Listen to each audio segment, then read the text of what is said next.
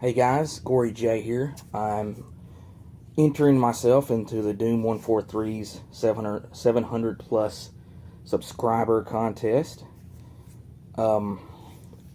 So part of the rules for that is that you need to be 18, which I've got that under my belt.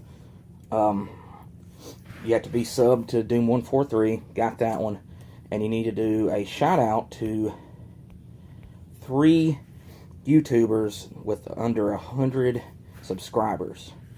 So I'm going to go ahead and do the shout outs. Check out Watchmen Comics. He does videos quite regularly. Junior P, he's a new YouTuber. I think he's been around a couple weeks now.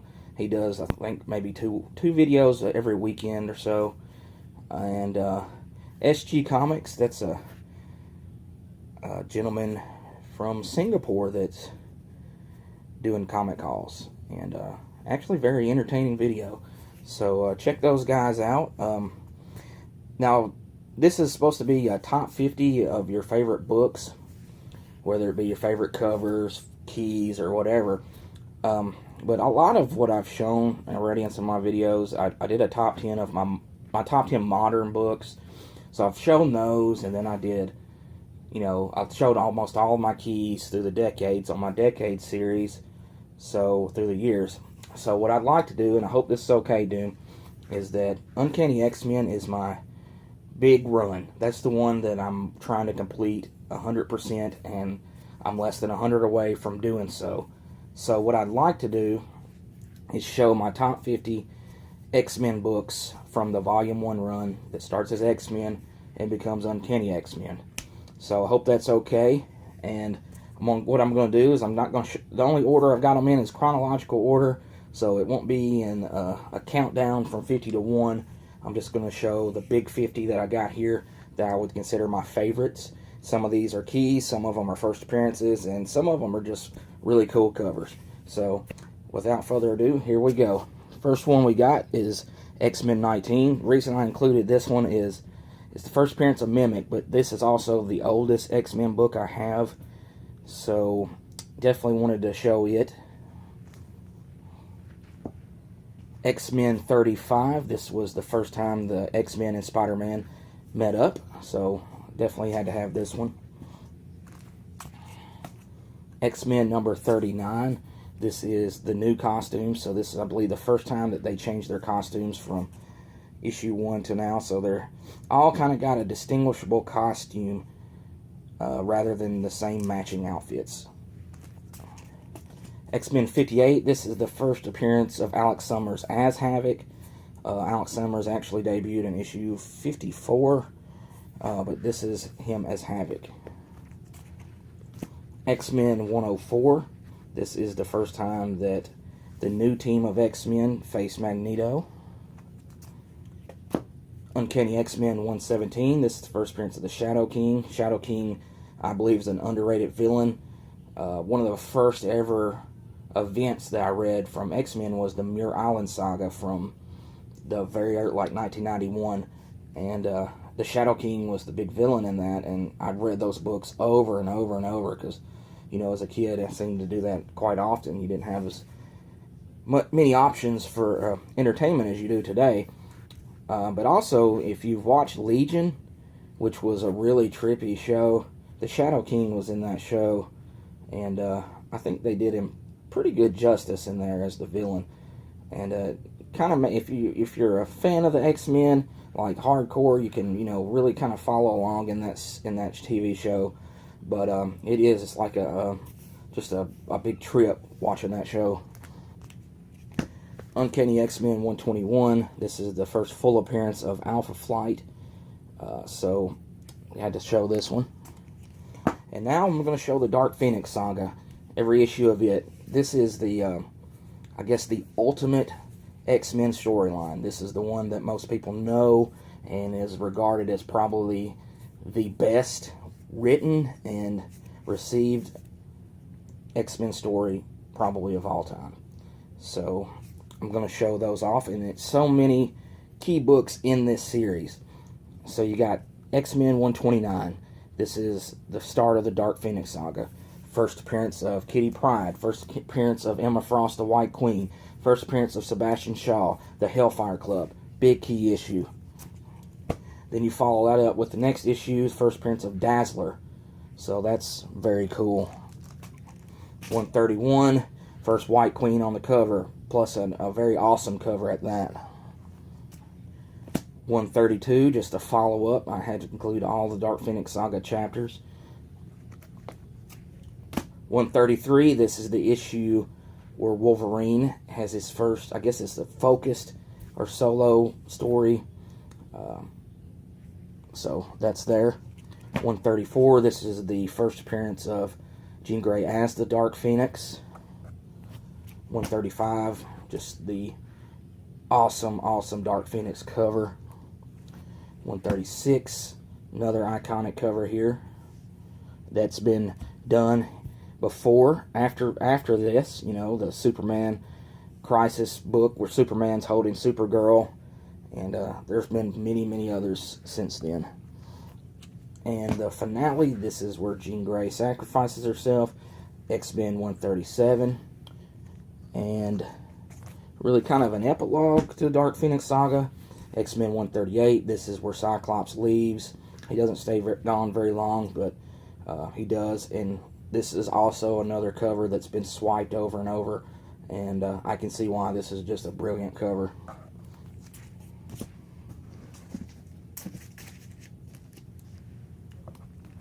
Alright, this was probably, these next two issues, probably right up there in the top 5 of the X-Men stories, if not, you know, maybe second only behind Dark Phoenix Saga. And it's only a 2-issue series, but it's very good either way. And this is this is Days of Future Past. This is also the first appearance of many people in this one. There's Avalanche, Pyro, Rachel Summers, the time-displaced daughter of Cyclops and Jean Grey. And, of course, this has been adapted into a movie. 142, this is the second part. Skipping ahead a little bit, 168, just love this cover here of Kitty Pryde. She's one of my favorite X-Men characters. And this is also the first appearance of Madeline Pryor. 176, nothing really special about this other than this awesome cover. Love this cover ever since I seen it. I had to have it, well, you know, I'm completing the run, but this one definitely caught my eye. 179, wedding cover, Kitty Pryde and Caliban. Of course, I've said many times that me and my wife collect wedding covers, and here we got another one. 201, this is, of course, the first appearance of Baby Cable, Nathan Summers. X-Men 205, just an awesome Wolverine cover here. And then another X-Men storyline that's very well received and regarded, The Mutant Massacre. And this is part 1 of that. Of course, this crossed over with X-Factor, The New Mutants, and I believe even Thor Power Pack, and maybe Daredevil. I'm not 100% sure about that one. But it kind of crossed over, included some non-mutant books, but these are the ones that were the X-Men, the Uncanny X-Men run in Mutant Massacre. So you got 210, 211, which is the 25th anniversary of Marvel cover.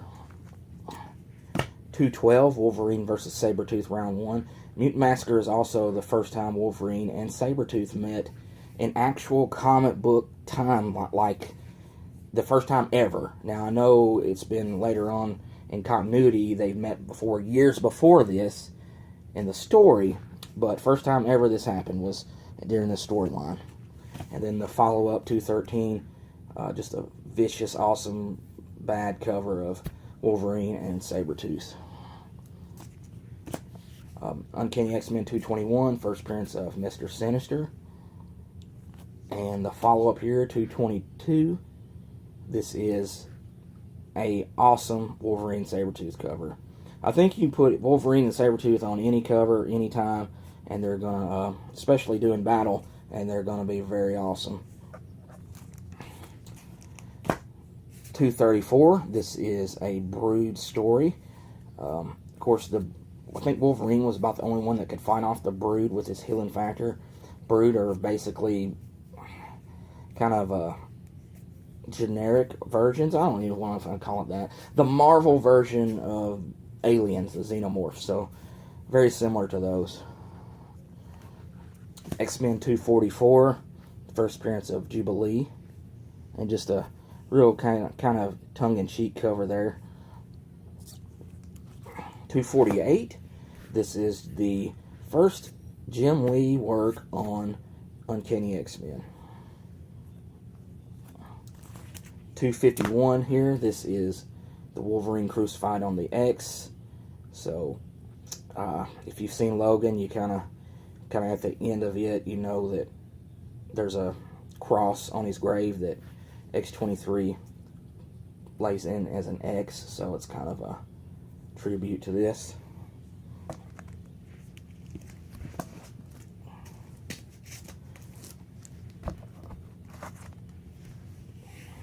Alright, this is 256. This is the first appearance of the Ninja version of Psylocke. So, kind of a sought-after book. And this is part 3 of that story.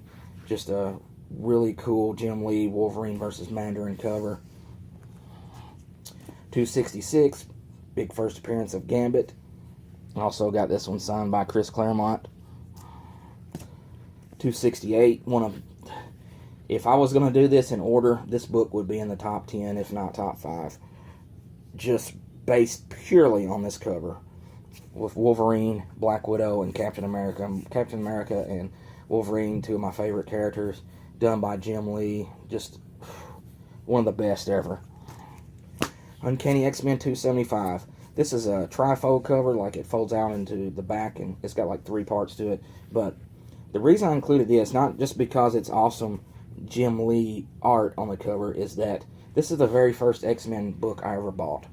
So I got this as a kid, right off the grocery rack, or rack at the grocery store. So this was my introduction into the X-Men as far as comic books go. And I've been a fan ever since.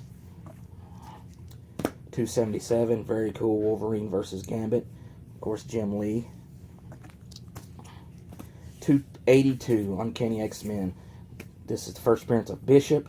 Bishop needs to come back. He is going to be starring in the new Astonishing X-Men that comes out next month. So that's good. Bishop's one of my favorite characters too. He was definitely made from the 90s. You know, he had a lot of the traits of 90s characters. The mullet, guns from the future. So it was a lot of cool 90s stuff involved with Bishop. But I really think he's underrated. He hasn't been used in a long time, I believe. And I think it's time for him to step back up. Uncanny X-Men 290. Just this very beautiful Storm in the Rain cover. 294. This was part of the Executioner song. This was part 1. This was one of my favorite storylines as a 13-year-old kid. When this came out in 1992, I could not wait. I had been buying the comic books. I'd been on a run with comics for X-Men for close to about a year. Then I stopped for a little while and bought some other comics. But when I heard about this storyline in Wizard magazine, I had to get back on it. And this crossed over with the X-Men title, X-Factor, and X-Force. But I think this is a very underrated storyline. It doesn't get a lot of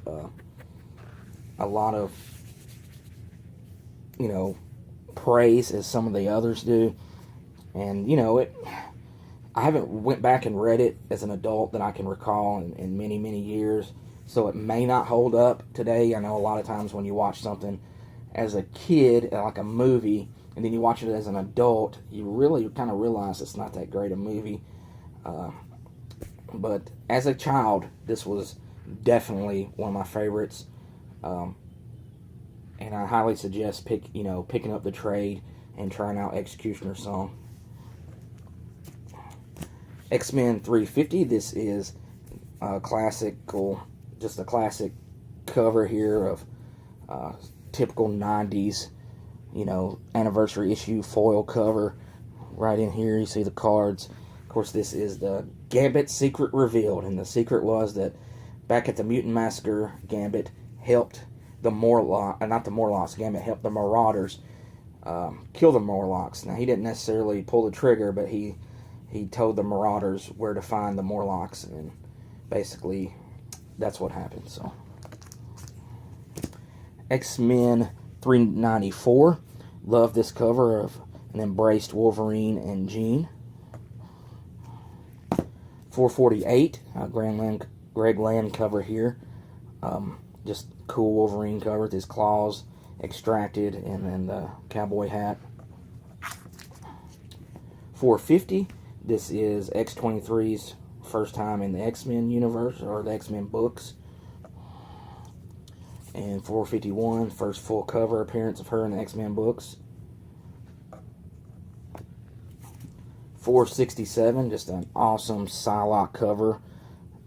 Just a very beautiful cover. It's also got Bishop, Storm, Wolverine, and I don't know if that's Rachel Summers in the back or not, but very cool Psylocke cover anyway. And the last book here is, speaking of Psylocke, is issue 509.